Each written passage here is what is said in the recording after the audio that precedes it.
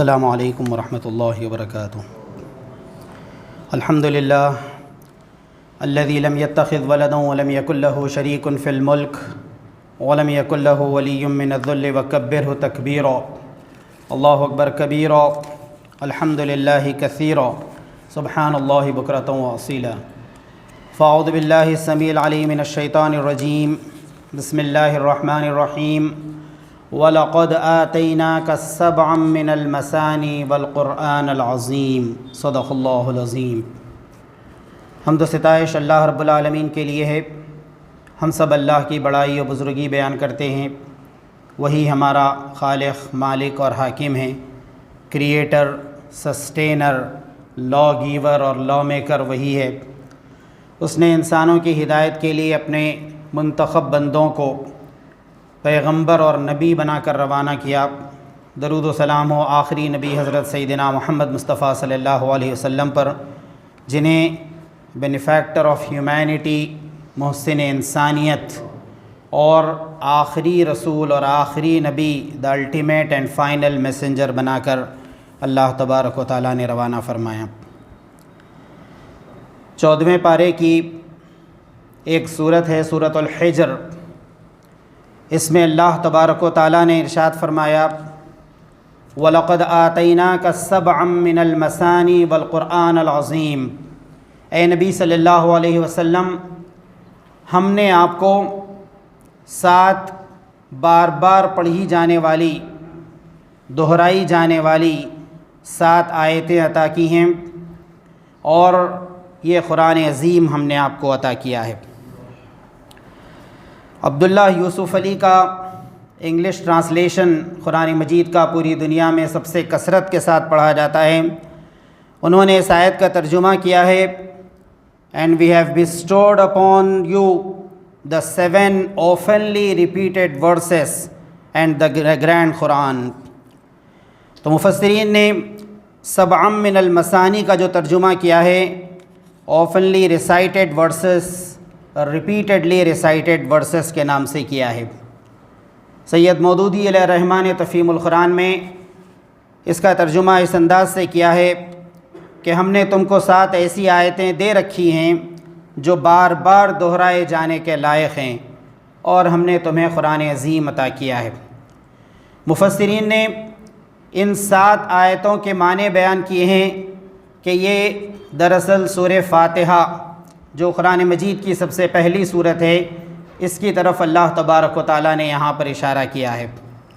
قرآن مجید کا ذکر کیا کہ ہم نے تمہیں ایک عظیم قرآن عطا کیا، اور خاص طور سے سورہ فاتحہ کی ان 7 آیتوں کا ذکر کیا، گو کہ وہ بھی قرآن مجید کا ایک حصہ ہی ہے، لیکن اسے قرآن مجید کے بالکل ابتدا میں، بالکل آغاز میں رکھنے کا مطلب یہ ہے کہ یہ قرآن مجید کی سب سے پہلی مکمل طور پر نازل ہونے والی سورت ہے۔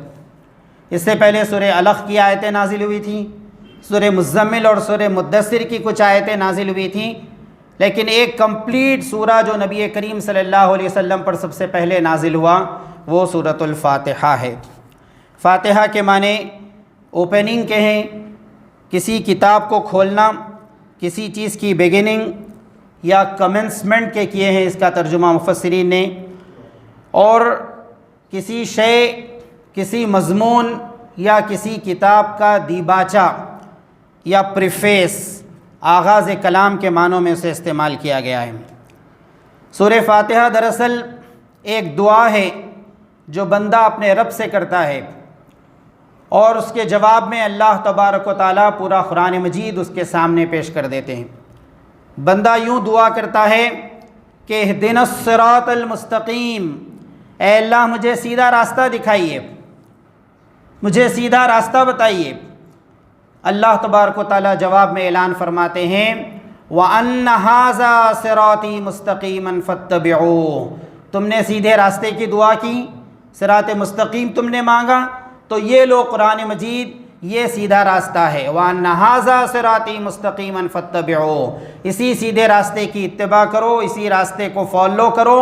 وَلَا تَتَّبِعُوا السُّبُلَ فَتَفَرَّقَ بِكُمْ عَنْ سَبِيلِهِ، اور اگر اس راستے کو چھوڑ کر دوسرے راستوں پہ جاؤ گے تو پھر تم اپنی اصل راہ کھو دو گے، تم اس میپ سے، اس نقشے سے ہٹ جاؤ گے کہ جو تمہیں کامیابی کی طرف لے جانے والا ہے، ڈیسٹینیشن یا منزل کی طرف رہنمائی کرنے والا ہے۔ ترمذی شریف کی ایک روایت میں واقع آتا ہے کہ حضرت ابو سعید خدری رضی اللہ تعالیٰ عنہ صحابی رسول اور چند لوگ نبی کریم صلی اللہ علیہ وسلم کے حکم سے ایک لشکر لے کر روانہ ہو رہے تھے۔ ایک قبیلے کے پاس سے گزر ہوا۔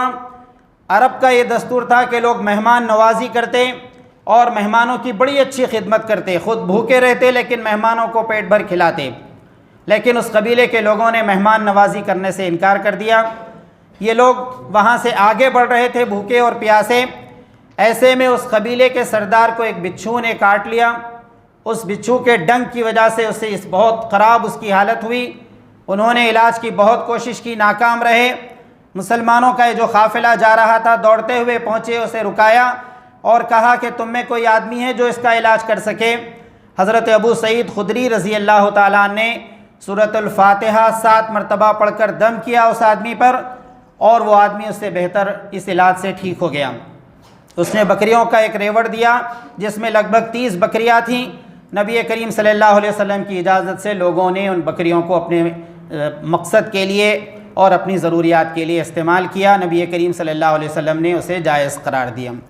تو سورۃ الفاتحہ کی فضیلت میں یہ بات بھی ہے کہ جہاں یہ ایک دعا ہے، یہ بندے مومن کو ہدایت کے راستے کی طرف لے کر آتی ہے، وہیں اس کے ساتھ ساتھ اس کی دوسری فضیلتیں بھی ہیں، علاج کے لیے، شفا کے لیے، پانی پر پڑھ کر دم کرنے اور اس کے پانی کے استعمال کے لیے، اور پھر بہت سے فضائل علماء نے اور مفسرین نے سورہ کے بیان کیے ہیں۔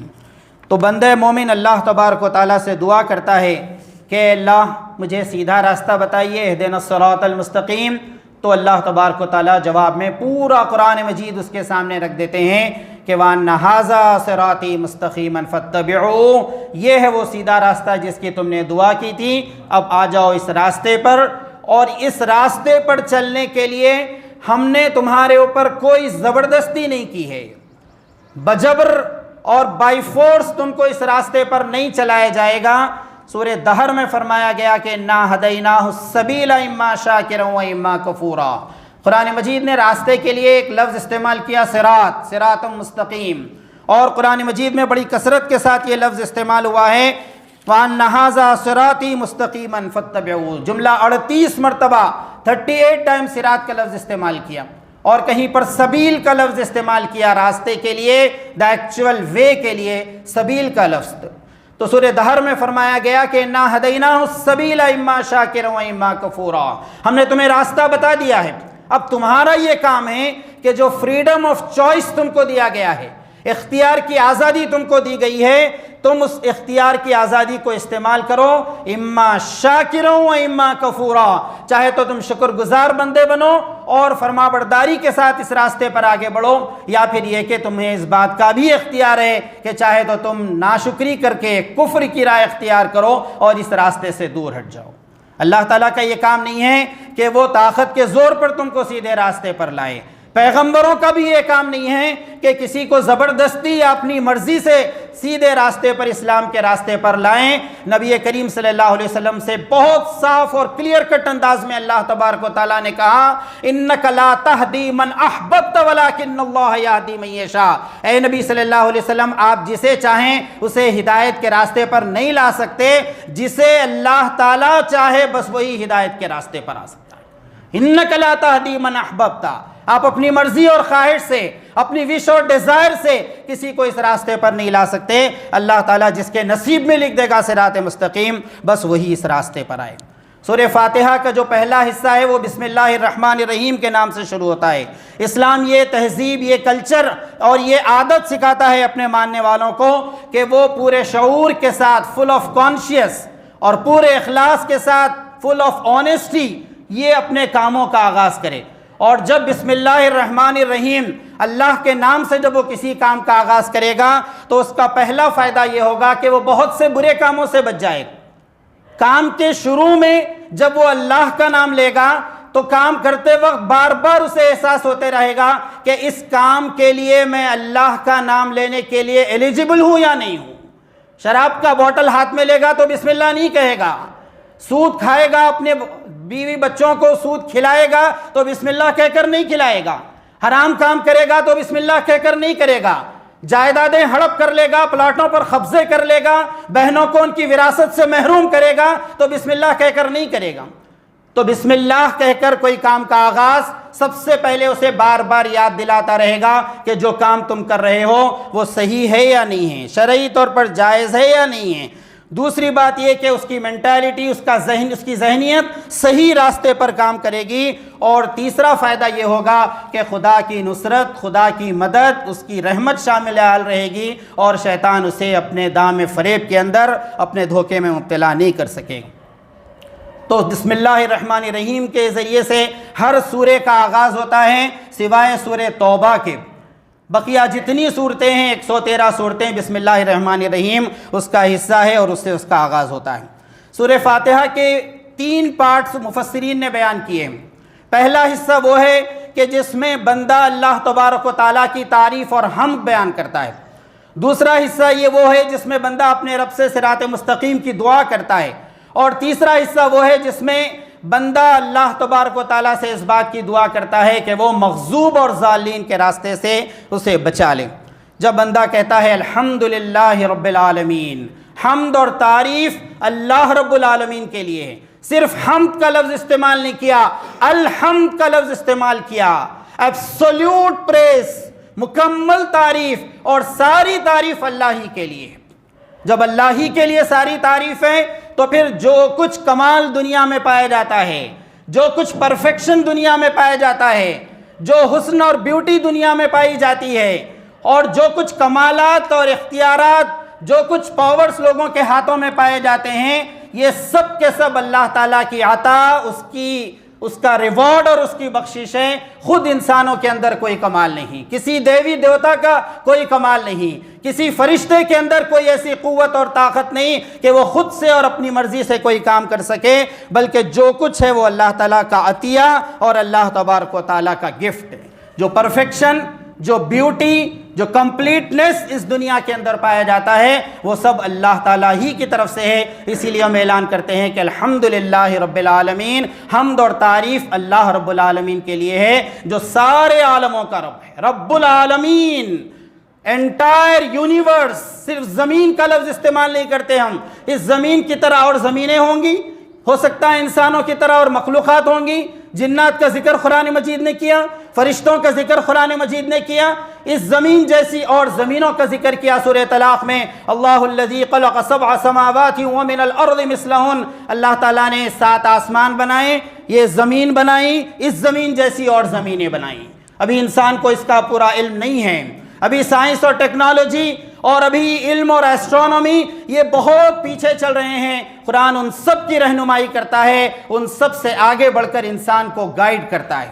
یہ تو مسلمانوں کی بدنصیبی رہی کہ وہ سائنس کے میدان میں پیچھے رہے، علم کے میدان میں پیچھے رہے، ٹیکنالوجی کے میدان میں پیچھے رہے۔ اس کا نتیجہ یہ ہوا کہ جو کچھ سائنٹیفک ڈیولپمنٹ اور انوینشنز ہوئے، ظالموں اور کافروں نے اسے اسلام کے خلاف استعمال کیا۔ اگر مسلمان ان فیلڈز کے اندر آگے ہوتے تو جتنی ترقیاں ہوئی، جتنی ایجادات ہوئی، جتنے انکشافات ہوئے، جتنے انوینشنز ہوئے، جتنے ڈسکوریز ہوئے، وہ سب اسلام کے حق میں ایک فطری دلیل تھے، اسلام کے حق میں ایک نیچرل قسم کا پروف تھے۔ اگر مسلمان ان میدانوں میں آگے ہوتے، ان فیلڈز میں، تو وہ ان تمام چیزوں کو قرآن کی روشنی میں ثابت کر کے بتاتے کہ ہاں قرآن مجید نے اس کا ذکر 1400 سال پہلے کر دیا۔ تو فرمایا گیا کہ ساری تعریف اللہ رب العالمین کے لیے ہے جو سارے عالموں کا رب ہے۔ اور اس کے بعد فرمایا کہ الرحمن الرحیم، the most beneficent and the most merciful ہے۔ رحمان کا لفظ کوانٹیٹی کو ظاہر کرتا ہے، بہت زیادہ رحم کرنے والا، اور رحیم کا لفظ زمانے کو ظاہر کرتا ہے کہ ہمیشہ رحم کرنے والا، بار بار رحم کرنے والا، کثرت سے رحم کرنے والا، بہت زیادہ رحمان رحم کرنے والا، اور بہت زیادہ رحیم ہمیشہ رحم کرنے والا۔ یہ اللہ تبارک و تعالیٰ کی شان ہے۔ اس آیت کو سمجھنا ہے تو سورہ اعراف کا مطالعہ کرنا ہوگا۔ حضرت سیدنا موسیٰ علیہ السلام کو 40 دن اللہ تعالیٰ نے کوہ طور پر بلایا تھا، وہ عبادت کے لیے گئے، اور جب واپس آئے تو دیکھا کہ ان کی قوم بچھڑے کی، گائے کی پوجا کے اندر مبتلا ہو گئی ہے۔ اپنے بھائی ہارون پر غصے میں آئے، ان کے بال پکڑ کر زور زور سے جھٹکے دیے، وَأَلْقَى الْأَلْوَاحَ وَأَخَذَ بِرَأْسِ أَخِيهِ يَجُرُّهُ إِلَيْهِ، اتنا غصے میں آئے کہ ہاتھ میں جو توریت اللہ تبارک و تعالیٰ نے اپنی کتاب دی تھی اس کی تختیاں ہاتھ سے گر گئیں اور ٹکڑے ٹکڑے ہو گئیں. اپنے بھائی کی داڑھی اور سر کے بال پکڑ کر کھینچے اور کہا کہ کیسے قوم کو تم نے شرک میں مبتلا ہونے دیا. اور اس کے بعد 70 سرداروں کو منتخب کیا اللہ تعالیٰ کے حکم سے. کوہ سینا پر ایک پہاڑ پر پہنچے، ان کو لے کر اللہ تبارک و تعالیٰ کے دربار میں پہنچنے اور معافی مانگنے کے لیے. تو اس موقع پر اللہ تبارک و تعالیٰ نے خطرناک قسم کا زلزلے کے اندر ان کو مبتلا کر دیا. رجفہ کے الفاظ ہیں قرآن مجید میں.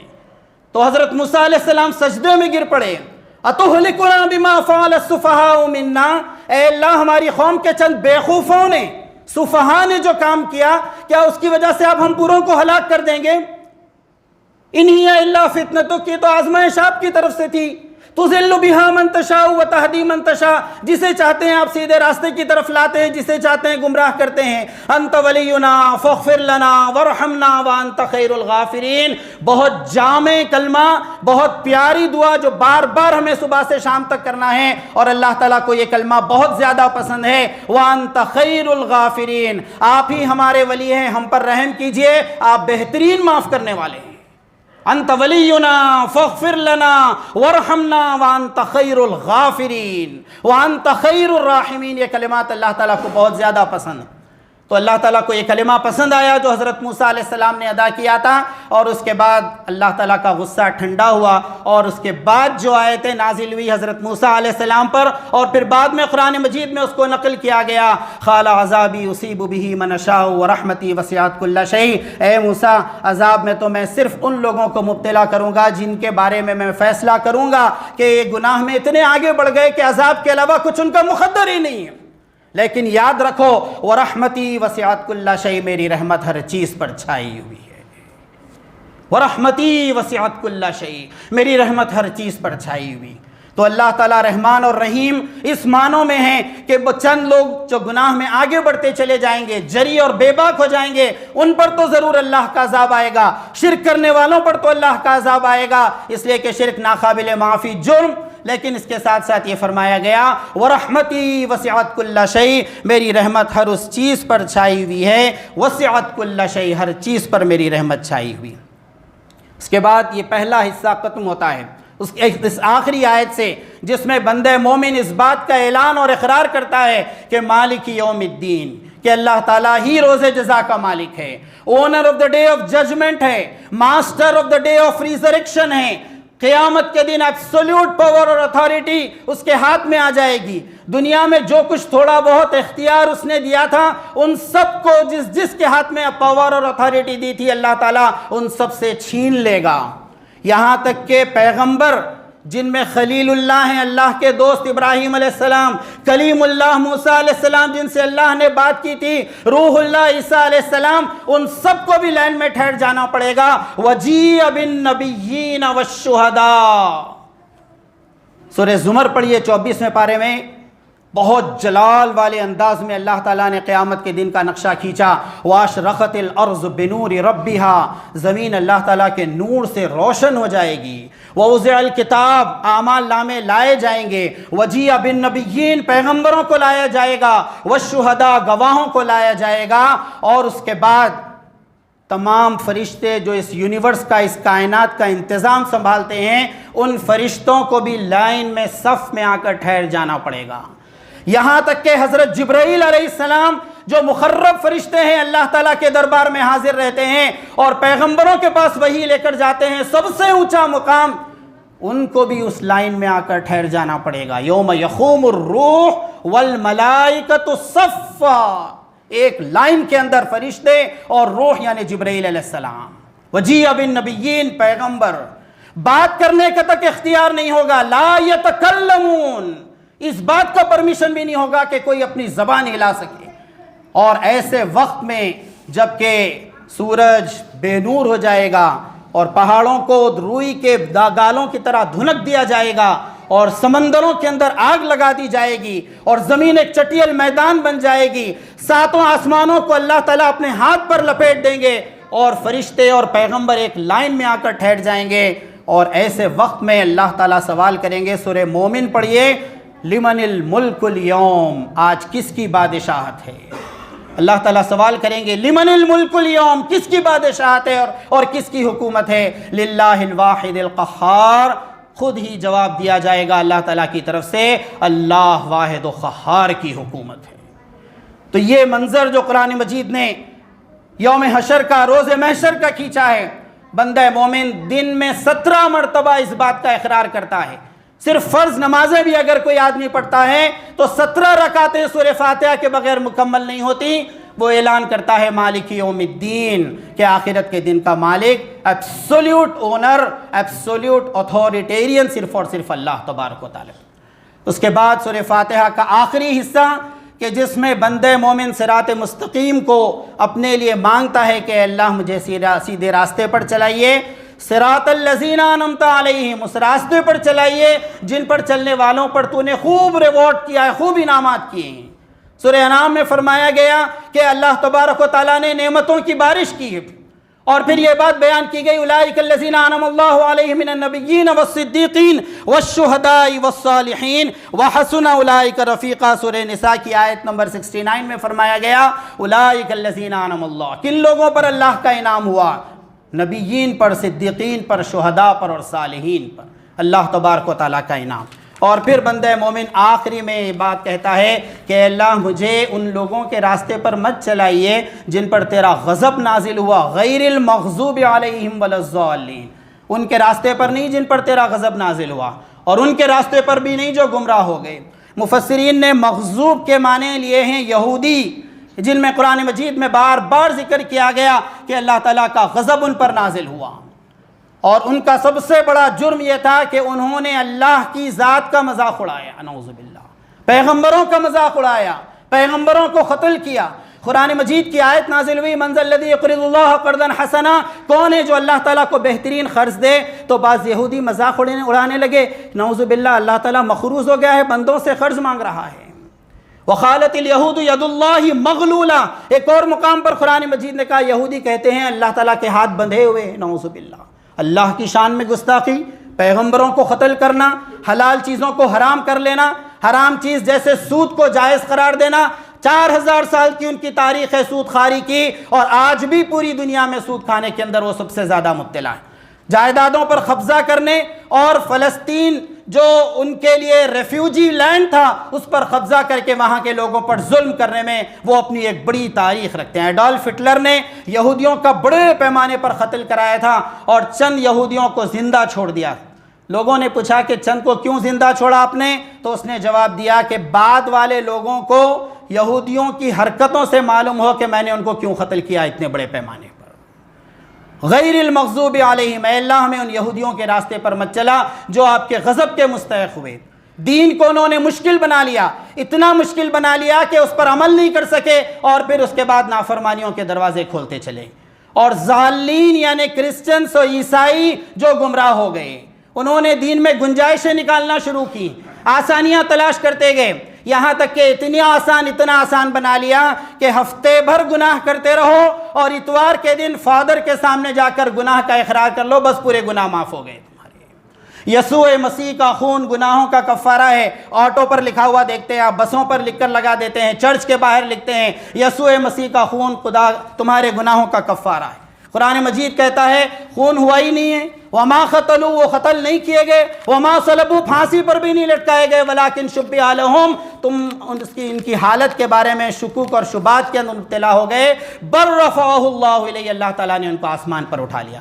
تو عیسائیوں نے دین کو آسان بنانے کی کوشش کی اور اس کے بعد اسے اتنی زیادہ گنجائشیں نکال لی، حالانکہ دین آسان تھا، اس کے احکامات پر عمل کرنا بندے مومن کے لیے آسان تھا، لیکن انہوں نے ضرورت سے زیادہ گنجائشیں نکالی، دین کی حیثیت کو ختم کر دیا اور گناہوں کے اندر مبتلا ہو گئے۔ تو دعا یہ سکھائی گئی کہ اللہ نہ یہودیوں کا راستہ نہ عیسائیوں کا، بلکہ ان سے ہٹ کر صراط مستقیم، وہ سیدھا راستہ جس پر میرے رب سے ملاقات ہوگی۔ سورہ ہود میں فرمایا گیا ان ربی علی صراط مستقیم، میرا رب سیدھے راستے پر ہے، یعنی میں سیدھے راستے پر چلوں گا تو میرے رب سے ملاقات ہوگی، میرے رب کی معرفت حاصل ہوگی، اللہ کی پہچان حاصل ہوگی، اور قیامت میں میرے رب سے ملاقات ہوگی۔ اللہ تعالیٰ سے دعا ہے کہ سورہ فاتحہ کی اس تفسیر کو اپنے ذہنوں میں رکھنے اور جب جب ہم نمازوں میں پڑھتے ہیں اس کے معنوں کو صحیح انداز سے اپنی زندگیوں پر امپلیمنٹ کرنے کی توفیق عطا فرما۔ رب اغفر وارحم وانت خیر الراحمین والحمد للہ رب العالمین۔